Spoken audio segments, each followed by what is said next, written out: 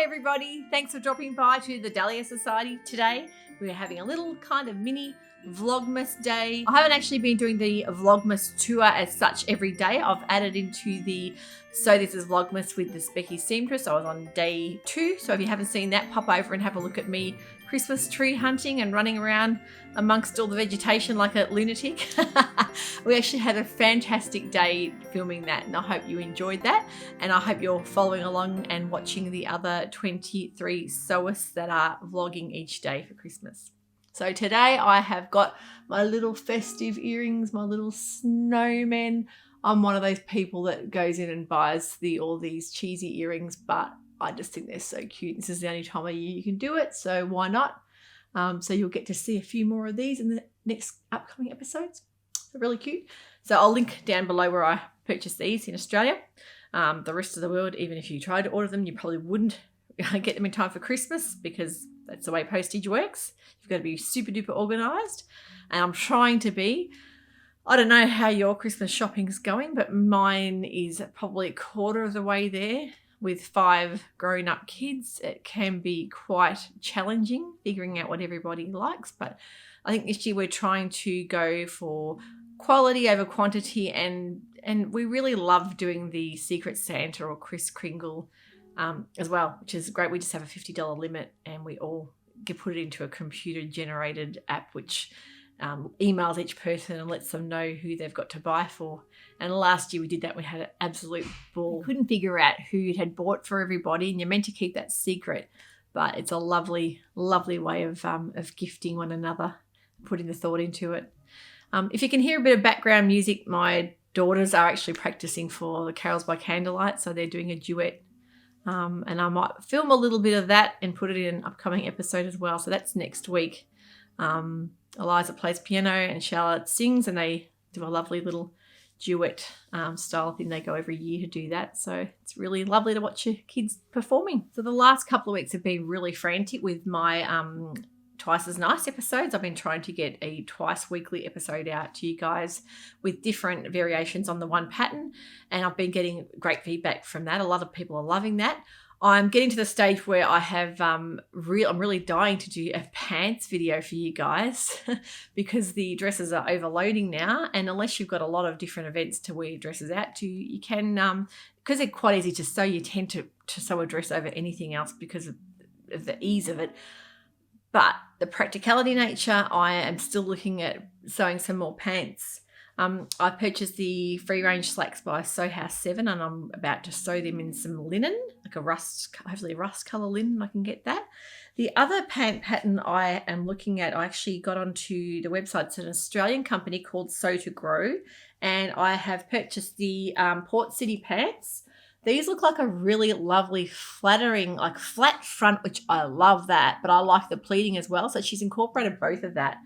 And I think it takes about 2.5 meters for the full length pant, and you can use a rayon, linen, chambray, tencel, quite a lot of woven fabrics for that. And the back, which I love, is the elasticated, which is brilliant because you've got the lovely look of the flat front with the elastic back. So very comfortable, versatile pants. I'll be definitely making those. The lovely Lindsay has actually got her website up and running and looking fantastic, and I think she's got her patterns for sale on the fold line as well, so if you're wanting to purchase them straight from there, you can. She's got quite a few lovely looking patterns on there, very, very adaptable, versatile patterns, which I am really liking the look of. The other thing I've purchased from her as well is the Sew to Grow tape measure. Now, the reason she was promoting this was because a lot of people sew that are isolated, that don't have anyone else that can help measure them. And this tape measure itself, it actually, she's got inches and centimeters, so metric as well. And when you pop it around your waist, you can actually slot it into the little area there, and then you click it, and it measures the exact spot. So you can take your hand away, pop that out, and then it will just click onto the exact measurement that you've got for your waist there. So a really great way to measure yourself, and just a lovely looking little ergonomically designed tape measure. So I think you really love that. Definitely have a look at her website. Yeah, she's got quite a few patterns and a lovely nice coat. I can't think of the name of it, but Of course, being summer, I'm not looking at coats. Guys in the Northern Hemisphere would probably love to look at that coat. I'll put a little link up for that because I'm just having a bit of trouble remembering the name of it. But a lovely, wide lapel, loose fitting kind of a coat. Looks quite easy to sew as well. So jump on board to Sew to Grow. I'll link these below as well. Another pattern I mentioned in a previous episode as well was the Going Places dress by Pattern Emporium, which is a gorgeous dress released just last week. I've bought the pattern and I'm deciding now what sort of fabric to go for. It's going to be a ponte or a stabilized kind of knit. So I'm thinking either a black, like an embossed kind of black ponte, or I know I've got this affection towards velour, but I'm really looking at either a black velour or a deep teal green velour. Could be nice. Or even a print, like a bright ponte print. I've seen a red and pink leaf print. So that is my dilemma at the moment, deciding which way to go. And I love the style of the boat neck, sleeveless, but with a tulip hem. So if you guys can link in the comments below, if you guys can put your suggestions on what you'd like to see that dress made of, I can put a little poll under there as well, so you guys can maybe help me out, because I get so many different creative ambitions in my mind. I just cannot decide sometimes because I can see so much that could actually work in that pattern. So help me. And the other thing I purchased too, because they had a little special going on their Pattern Emporium website, was the Hello Gorgeous puff sleeve top. I've seen so many variations on this. This top is stunning. It's a really practical knit top with a large scoop rounded squarish style neck with the puff sleeves, and you can actually adapt it and do it in a longer sleeve or a shorter sleeve. You can change the necklines. And the great thing about Pattern Emporium patterns is each pattern will have listed below mashups that you can do. So you could do that top sleeve on the Going Places dress, or you could do the Spellbound, which is my last vlog that I did. You could do the Spellbound dress with the puff sleeve top sleeves. So you can mix and match and mash up those. I think it's fantastic. So she's listed under every pattern what the mashup patterns will work with it. So have a look on there and you will have so many creative ideas. It's a way to let loose. Tessuti Patterns also had a sale 2 for 1, buy one pattern get one free. I actually looked up there and I'd purchased the Evie bias cut skirt. In the imagery for that, she had the Tavi top, which was the button back linen top with a sleeveless that I just thought looked stunning together. So I purchased that top. And I also purchased the Tokyo jacket, which is like a kimono style jacket. It looks great in a linen, but it also looked great in any kind of heavier fabric. And they even said wool would be great in it. So I think that's a really practical, easy wear kind of jacket for all year round as well. So Tessuti Patterns, I've always had a great success with their patterns, and their free pattern, the Mandy Boat Tee, is another winner for me as well. I've got some other fabrics to show you that I've had in my stash for quite some time, and I purchased them thinking they just stood out to me because of the texture, the color, and also the lovely pattern. But it's the sort of thing that you have sitting there thinking, now I'm just not quite sure what to do with them now. So if I'm going to show you these fabrics, and if you guys have got any suggestions on what I should make with these, please let me know. Because as I say, I have that much swimming around in my mind, not quite knowing, with the amount of patterns that you accumulate over time, you find it hard to then, pick something, because there's so many possibilities. And that's the beauty of sewing. You can create endless possibilities with designs and fabric matchups. So the first one I've got does look quite, to me, very Christmassy. It's gorgeous. I just don't know what to do with it. This is like a suiting. It's like a faux silk suiting. Beautiful, quite a lot of body in it, a bit of drape. And it's got this gorgeous fox print on it.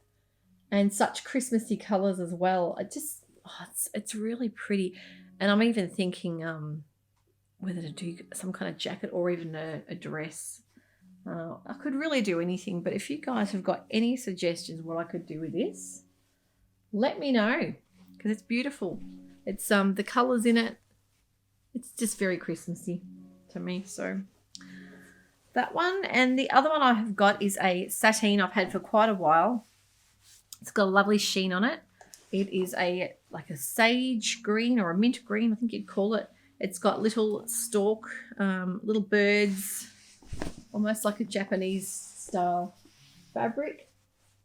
really pretty. I don't wear a lot of pastels. I tend to go for more brights, but sometimes a pastel will really scream out to me, and I can see this. I was actually thinking of the Etta dress by Tilly and the Buttons. That's another pattern I could see that in. But yeah, if you guys have got any suggestions on that, please let me know. It's a stunning fabric, just sitting there waiting to become clothing. So I want to try and do it justice. And I've got a little teaser at the top I've got on today. I've got a little episode teaser coming out very shortly with Alyssa Shea from Thoughtful Creativity. We've done a collaboration, and I'm not going to show you too much other than I have finally used the Lady McElroy lawn up that I have been wanting to for quite a while. So I can't show you too much, but in the next coming episode, you'll see a collab of us two showing off a free pattern. So stay tuned for that. So I wonder how you guys all went with the Black Friday sales. There were so many fantastic sales on. It was just so hard just to control the budget because, you know, that's the best time of year, I think, to buy patterns. A lot of people wait for the Black Friday sales because just about every pattern company had a sale happening. It was hard to not buy too many patterns. I've found that app, the Pattern Light app, to be the best thing ever for me to keep track of patterns. And I still forget what I've got half the time, and I'll look through and think, oh, forgot about all those patterns. So you've got to remember to keep adding to your pattern app. When you purchase the new patterns, put them straight in. First thing you do when you download the pattern, add it straight into your pattern app. And that way you won't lose track of what you've got. Because before you know it, you might have bought 10 more patterns and not add them in. You can see how it would get out of control. Thank you so much for tuning in today. I just thought I'd do a little bit more Vlogmasy material for you guys to look at. And yeah, please help me with some suggestions because I really value all your comments, and any kind of suggestions would be very welcome at the moment. So good luck with the Christmas shopping. Hopefully we're all trying to stay calm, and I will see you very soon for another episode. See you for now. Bye.